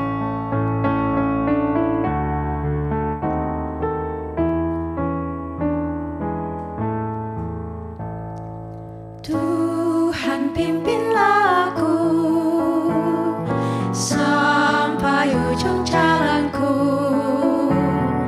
sertamu aku selamat, kasih-Mu memberi berkat. Pimpin, pimpin, Tuhan pimpinlah aku dalam susah dan senang. Tuhan pimpinlah aku. Engkau benteng jiwaku, aku harap padamu. Kalau aku digoda, kasih-Mu memberi kuasa. Pimpin, pimpin, Tuhan pimpinlah aku dalam susah dan senang. Tuhan pimpinlah aku. Tuhan pimpin aku terus pada jalan yang lurus, sampai negeri yang kudus, tempat kulihat Yesus. Pimpin, pimpin, Tuhan pimpinlah aku dalam susah dan senang. Tuhan pimpinlah aku. Saudaraku, mari kita tunduk kepala dan kita satu di dalam doa. Segala puji, syukur, hormat dan kemuliaan layak kami persembahkan kepadamu ya Tuhan Allah kami. Engkau adalah pencipta pemelihara, Engkau adalah Raja di atas segala raja, Tuhan atas hari Sabat. Kami datang kepadamu ya Tuhan Allah kami, bersyukur untuk segala kebaikan dan berkat yang Engkau curahkan di dalam kehidupan kami, khususnya kami boleh datang beribadah pada hari Sabat-Mu yang suci. Ya Tuhan, dengan kerendahan hati, kami mengaku bahwa kami ini manusia yang lemah dan berdosa. Kami mohon kiranya Tuhan menyucikan kami, mentahirkan kami dari segala pelanggaran dan dosa kami. Beri hati yang baru, beri roh yang baru kepada kami ya Tuhan. Pada kesempatan ini, ketika kami akan mendengarkan sabda firman-Mu yang akan disampaikan oleh hamba-Mu ya Tuhan, Pendeta Rudy Franz, kiranya Engkau akan urapi kami semua dengan kuasa Roh Kudus, supaya kami boleh memahami maksud-Mu Tuhan, dan kami boleh bertumbuh di dalam pengenalan akan Engkau, dan kami akan selalu setia kepadamu. Kami berdoa khusus untuk hamba-Mu ini ya Tuhan. Kiranya urapan Roh Kudus menjadi bagiannya Tuhan. Supaya pikirannya diterangi, supaya lidahnya ya Tuhan akan berkata-kata sesuai dengan kebenaran firman-Mu. Dan itu akan mendatangkan berkat dan kekuatan bagi kami semua. Bapa di sorga, kami juga membawa saudara-saudari kami yang sedang bergabung dengan kami di dalam doa kami ya Tuhan kepadamu. Jika di antara mereka ada yang sedang bergumul, kiranya Tuhan akan tilik mereka satu persatu, dan kiranya Engkau akan beri kemenangan di dalam setiap problema kehidupan mereka. Tuhan hamba-Mu memohon, kiranya berkat kesehatan, kekuatan, baik jasmani dan rohani menjadi bagian kami sekalian. Tuhan juga akan memberi hikmat dan akal budi, dan kuasa Roh Kudus-Mu menuntun kami, agar kami boleh disanggupkan untuk tetap setia dan berharap kepadamu Tuhan. Tuhan juga akan melindungi kami, mengutus malaikat-Mu yang suci, menjaga dan memelihara kehidupan kami, supaya kami semua aman di dalam tangan Tuhan. Terima kasih banyak Bapa di sorga, untuk janji pengharapan iman yang kami memiliki di dalam Kristus Yesus. Kiranya kami semua boleh tetap berdiri dalam kebenaran sampai hari Maranatha tiba. Inilah doa, syukur, sembahyang kami. Kami persembahkan hanya kepada Tuhan Yesus Kristus, Juru Selamat dan Penebus kami yang hidup. Haleluya.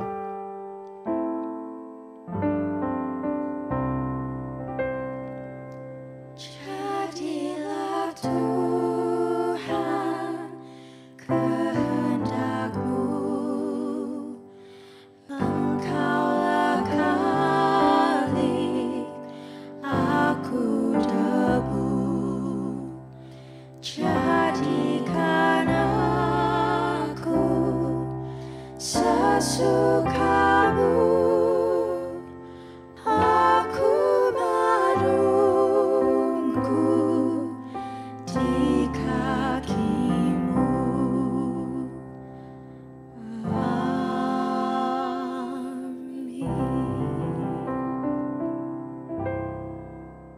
Amin.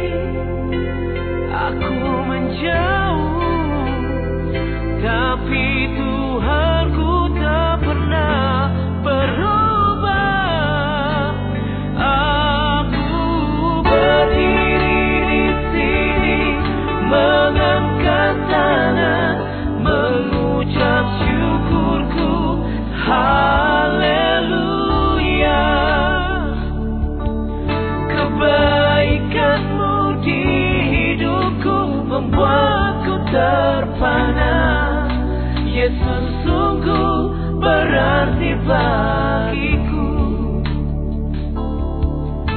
Kebaikan-Mu di hidupku membuatku terpana. Yesus sungguh berarti bagiku. Yesus sungguh berarti bagiku.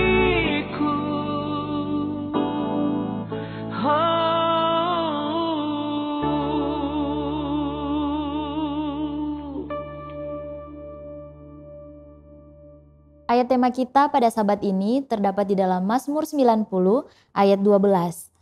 Ajarlah kami menghitung hari-hari kami sedemikian hingga kami beroleh hati yang bijaksana.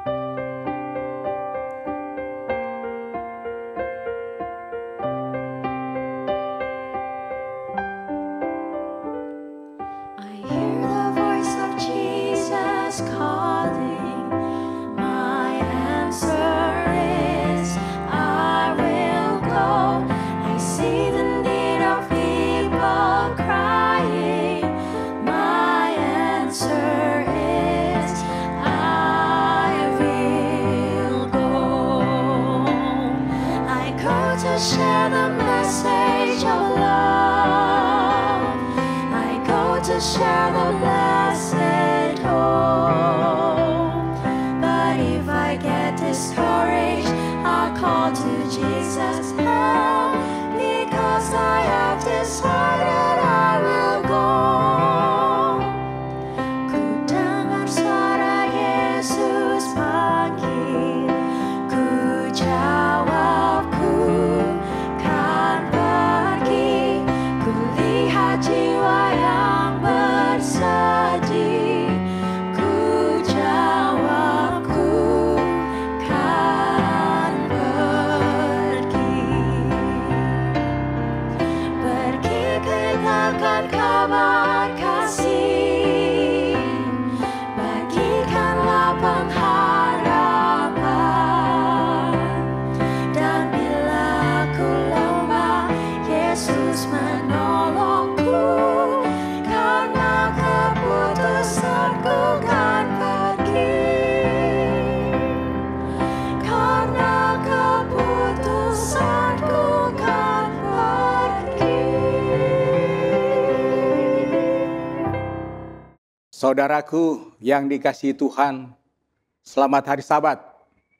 Puji Tuhan, kita bertemu kembali, saudara-saudara Cornelius Media di mana saja berada. Kita akan merenungkan firman Tuhan. Kiranya firman Tuhan yang akan kita renungkan boleh jadi berkat bagi kita untuk lebih setia kepada Tuhan, menantikan kedatangannya yang tidak lama lagi. Mari kita tunduk kepala, kita berdoa.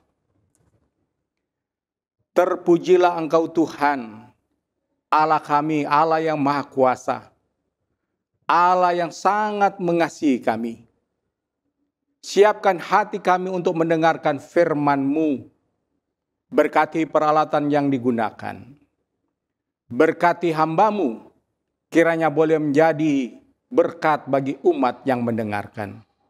Dan ketika perbaktian kami berakhir, kami boleh mendapatkan berkat rohani. Di dalam nama Yesus Kristus Tuhan dan Juru Selamat kami. Haleluya. Amin. Topik atau judul kita pada sabat ini adalah menghitung hari. Saudara yang dikasihi Tuhan, judul yang sangat sederhana. Tidak perlu dianalisa. Menghitung hari. Biasanya di saat-saat seperti ini, menghitung hari itu banyak peristiwa yang akan terjadi. Apakah itu peristiwa pernikahan?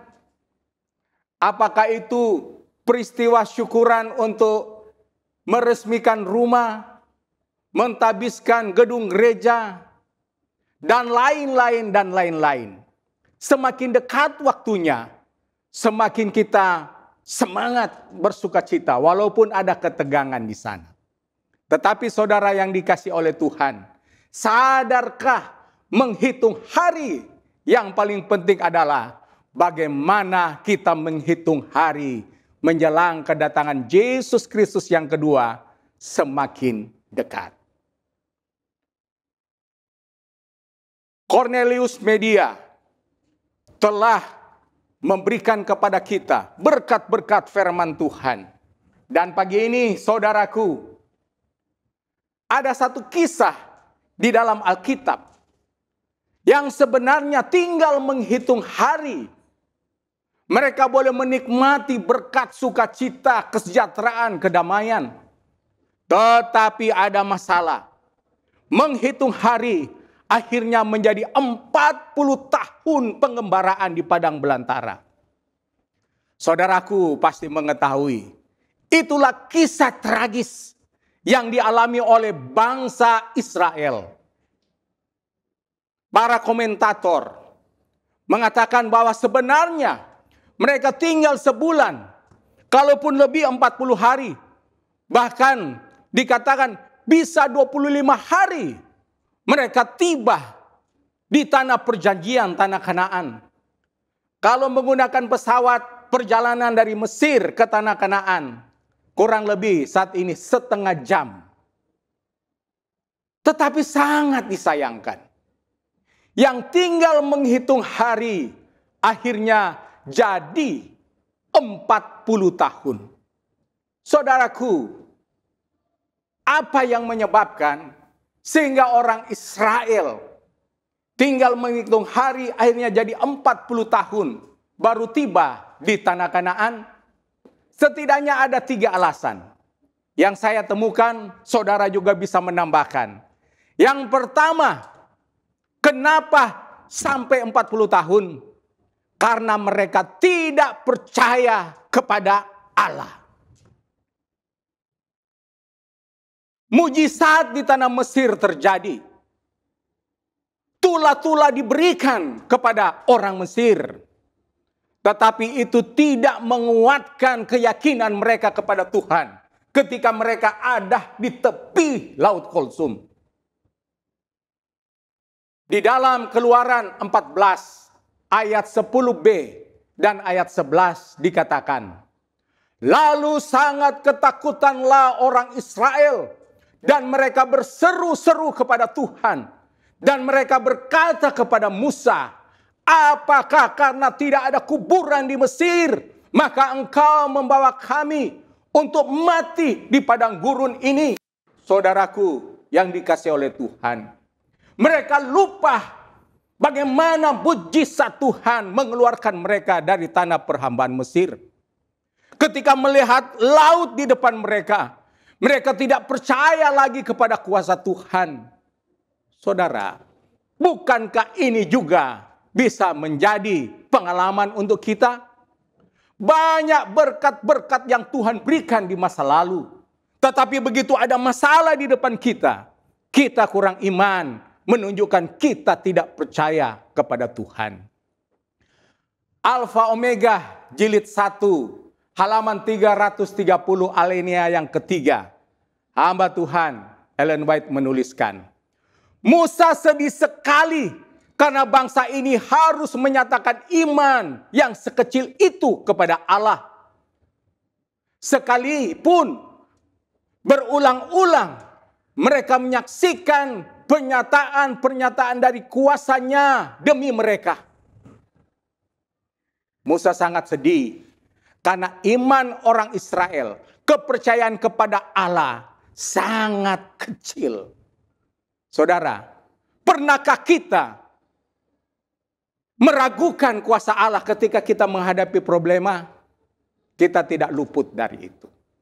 Tetapi itu sangat menyedihkan hati Tuhan. Itulah yang terjadi kepada orang Israel ketika mereka ada di tepi Laut Kulsum. Jadi ketidakpercayaan mereka kepada Tuhan salah satu alasan kenapa mereka akhirnya 40 tahun di padang belantara. Alasan yang kedua yaitu karena kebutuhan fisik, lebih khusus makan dan minum. Oh, ternyata saudaraku, selera juga bisa menghalangi kita untuk lebih cepat tiba di tanah Kanaan. Dalam Keluaran 15 ayat 24, mereka mengeluh kepada Musa, apa yang akan kami minum? Kemudian Keluaran 16 ayat 2 dan 3, ketika kami masa ada di Mesir, kami makan daging, makan roti, tetapi sekarang apa? Keluaran 17 ayat 2. Bagaimana mereka tidak percaya lagi? Mereka minta air. Mereka meragukan kuasa Tuhan dengan mengeluh. Saudaraku, untuk hal ini, hamba Tuhan Ellen White dalam bukunya, masih di dalam Alfa Omega jilid 1, halaman 342, alinea yang kedua, dikatakan, halangan-halangan yang mereka hadapi, gantinya menuntun mereka mencari pertolongan dari Allah sebagai satu-satunya, dikatakan sumber kekuatan, dan telah memisahkan mereka dari Dia dengan membangkitkan kegelisahan dan rasa tidak puas. Gantinya mereka datang kepada Tuhan sebagai sumber kekuatan. Saudaraku, mereka gelisah. Mereka tidak puas terhadap pimpinan Tuhan. Saudara, begitu banyak berkat yang kita alami, yang Tuhan berikan kepada kita. Tetapi ketika ada masalah di depan, kita tidak puas. Kita gelisah dengan campur tangan Tuhan dalam hidup ini. Itu sangat menyedihkan hati Tuhan. Itulah alasan kedua, mengapa orang Israel akhirnya harus 40 tahun dalam pengembaraan di padang belantara. Yang ketiga adalah penyembahan berhala. Kejadian pasal 32 ayat 4b dan 5a berkata, kemudian berkatalah mereka, hai Israel, ini Allah Allahmu yang telah menuntun engkau keluar dari tanah Mesir. Saudaraku, ketika Musa bertemu dengan Tuhan di puncak Pisga, mereka menunggu Musa terlalu lama, kata mereka. Akhirnya mereka mengatakan kepada Harun, buatlah kami, katanya, patung. Harun sebagai pemimpin saat itu tidak mempunyai ketegasan. Akhirnya semua benda-benda emas, kemudian semua itu disatukan dan dibuatlah patung anak lembu emas. Dan ketika mereka berhadapan dengan anak lembu emas inilah, orang Israel berkata, hai orang Israel, para pemimpin berkata, inilah Allahmu. Mereka menunjuk kepada patung anak lembu itu. Saudara-saudara yang dikasihi Tuhan, sejak saat itulah penyembahan berhala yang telah dibawa dari tanah Mesir itu menyusup di dalam kehidupan orang Israel. Saudara, Alfa Omega jilid 1, 372, alinea yang kedua berkata, dan adalah atas anjuran mereka yang pernah mempraktikkan bentuk penyembahan berhala di Mesir, maka sekarang telah dibuat dan disembah satu patung anak lembu. Saudaraku, kita ketahui bersama, ketika orang Israel keluar dari tanah Mesir, bukan saja bangsa Israel, ada juga bangsa campuran. Mereka ingin bersama-sama dengan orang Israel karena berbagai macam alasan. Dikatakan merekalah merupakan provokator di dalam kumpulan bangsa Israel. Merekalah yang telah mempraktikkan penyembahan berhala. Ketika ada masalah, mereka mengulanginya lagi. Tuhan sangat benci kepada penyembahan berhala. Nah, di dalam kehidupan kita, pengalaman bangsa Israel tidak percaya kepada Allah. Kemudian bagaimana selera mereka yang sulit ditahan. Dan juga penyembahan berhala itu bisa terjadi. Saudara, perlu hikmat. Dan hikmat itu harus dari surga untuk menuntun perjalanan kita ke tanah Kanaan surgawi. Perlu hikmat yang berasal dari Tuhan. Di dalam Mazmur pasal 90 ayat 12. Mazmur 90 ayat 12. Di sana dituliskan oleh pemazmur. Dan yang menulis Mazmur 90 ayat 12 ini adalah Musa. Ketika perjalanan di padang belantara. Dalam usia yang sudah lanjut. Saudara, mari kita lihat Mazmur 90 ayatnya yang ke-12.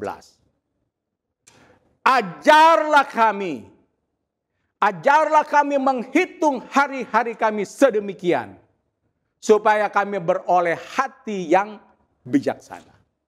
Saudara, ajarlah. Kalau seseorang berkata, ajarlah saya, ajarlah kami, berarti dia mengaku, dia menyadari, dia orang apa saudaraku? Orang bodoh. Memang orang yang merasa bodoh, orang yang merasa kuranglah yang siap untuk menerima pelajaran. Tapi siapa Musa? Kita tahu siapa Musa ini. Disiapkan untuk menjadi Firaun. Dia adalah seorang jenderal. Dia dilatih di Mesir. Tetapi dia merasa bodoh. Dia merasa kurang. Oh saudara yang dikasihi Tuhan. Ketika kita merasa kurang.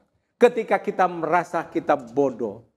Ketika kita minta kepada Tuhan, ajarlah kami. Saya yakin Tuhan akan memberikan kepada kita hikmat surgawi. Sulitnya saudaraku. Kalau kita merasa pintar, kita merasa bijaksana. Sulit untuk menerima pelajaran dari Allah sekalipun. Saudara yang dikasihi oleh Tuhan, bukankah peristiwa yang Yesus kemukakan dalam Lukas pasal 18, seorang pemungut cukai dan seorang Farisi ketika mereka datang beribadah. Sang pemungut cukai, dia dikatakan tidak layak katanya dia bertemu dengan Tuhan. Dia tidak mau menengadah katanya ke depan. Dia menunduk. Dan sambil berkata, ampunilah aku. Aku manusia yang berdosa. Tetapi orang Farisi, dia membanggakan diri. Bahkan dia membandingkan dirinya dengan sang pemungut cukai. Dikatakan, dia katanya puasa seminggu 2 kali. Dia tidak melakukan kejahatan. Saudara-saudara, orang yang mengaku-ngaku dirinya seorang rohani, seorang yang benar, sulit untuk menerima hikmat dari surga. Tetapi ketika dia merasa diri tidak layak, merasa diri bodoh, saat itulah Tuhan memberikan hikmat. Siapa Musa saudaraku? Apakah kita lebih bijaksana? Kita lebih pintar dari Musa? Oh saudara, dia bersahabat dekat dengan Tuhan. Dia diberikan kesempatan untuk berbicara langsung dengan Tuhan. Tapi dia merasa diri bodoh dan tidak bijaksana. Penting sekali untuk menyadari diri bodoh di hadapan Tuhan dan minta hikmat dari Dia. Saudaraku, yang kedua, dari ayat ini, kata kami, Musa, dia minta pengajaran dari Tuhan, yaitu buat dia, kami di sini bangsanya. Dia tidak minta Tuhan memberikan pelajaran kepada orang lain, meyakinkan orang lain tentang kesalahan mereka, tentang kebodohan mereka. Tetapi Musa minta hikmat itu diberikan kepada Musa dan bangsanya. Bukankah kita seringkali cenderung, Tuhan, tolong supaya sadarkan mereka. Tetapi kita tidak berdoa, Tuhan, tolong sadarkan saya.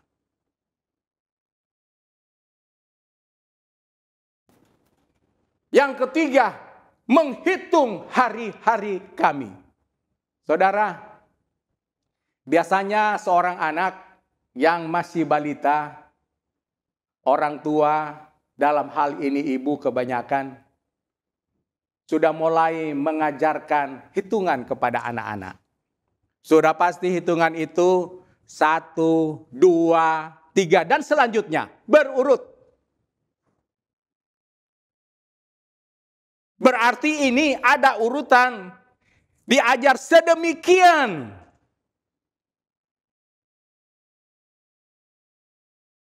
Musa minta kepada Tuhan supaya diajar sedemikian. Diajar dengan katanya kesabaran, dengan sungguh-sungguh. Karena dia merasa diri adalah bukan manusia yang berhikmat. Apakah dalam doa kita minta hikmat dari Tuhan, kita minta Tuhan tuntun satu persatu dalam perbaikan hidup kita? Introspeksi diri. Kalau kita minta intervensi Tuhan untuk mengajar kita, saudara-saudaraku, sudah pasti Tuhan siap untuk itu.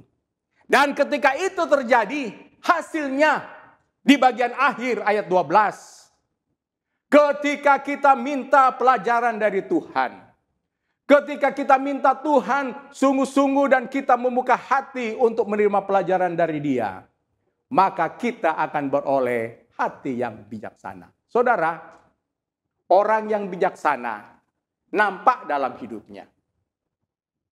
Dia selalu disenangi oleh sahabat-sahabatnya. Dia dalam menghadapi hidup ini, saudaraku, saudara, walaupun banyak masalah, dia tetap tenang. Karena dia mendapatkan hikmat dari surga. Bagaimana kita dalam menjalani hidup ini? Apakah masalah itu kita melihatnya adalah, saudaraku, sebagai problema, seakan-akan hidup ini akan mati, saudara. Orang bijaksana akan melihat masalah itu adalah tantangan. Dan dia yakin Allah yang dia sembah lebih besar daripada masalah yang dihadapi. Oh saudara, sungguh luar biasa janji Tuhan. Kesimpulan untuk renungan firman Tuhan sahabat ini. Yang pertama, kita perlu mengevaluasi diri kita.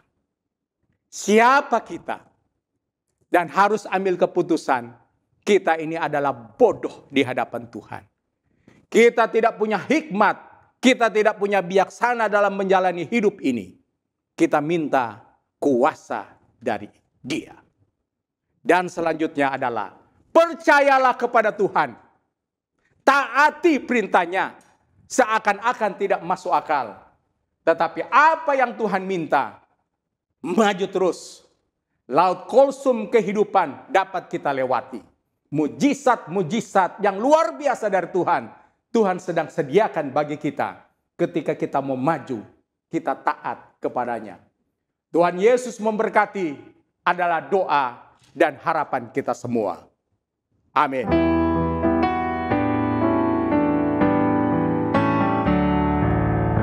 Rahmat Tuhan yang tak terduga lebih besar dari dosaku.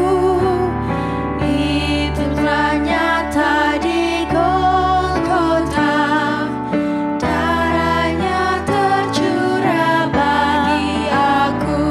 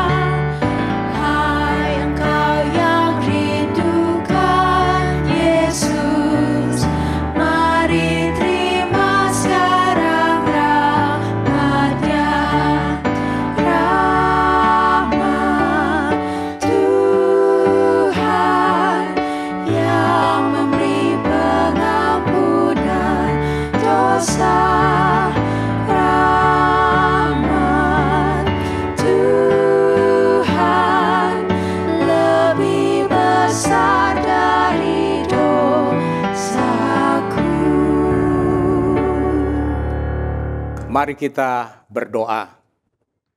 Terpujilah Engkau Tuhan, Allah yang Maha Kuasa, pencipta langit dan bumi. Kami bersyukur karena Tuhan boleh berbicara kepada kami melalui firman-Mu yang baru saja kami dengarkan. Kiranya itu mendapatkan tempat di hati pikiran kami, agar kami boleh hidup lebih bijaksana, agar kami boleh menang, karena dari kuasa Tuhan sajalah kemenangan itu diperoleh. Tuhan memberkati sahabat-sahabat Cornelius Media di mana saja berada. Kesehatan mereka, pekerjaan mata pencarian hidup, tantangan-tantangan yang dihadapi. Oh Tuhan, kiranya mereka semakin yakin terhadap kuasa Tuhan dan berserah penuh kepada Tuhan. Terpujilah Engkau Tuhan. Inilah doa dan harapan kami sempurnakan. Kami sembahkan hanya di dalam nama Tuhan Yesus Kristus, Juru Selamat kami. Haleluya. Amin.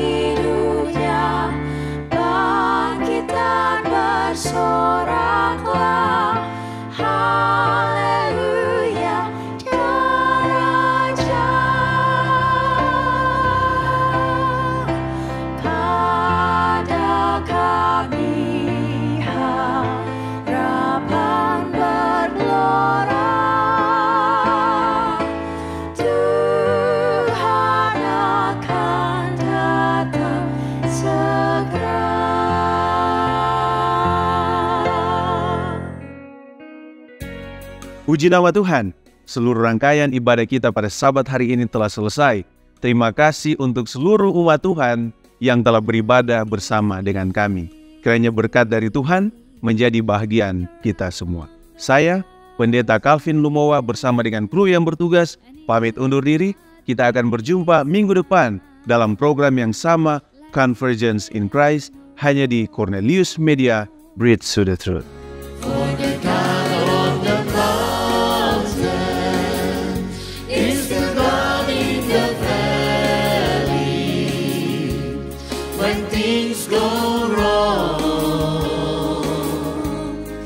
He'll make them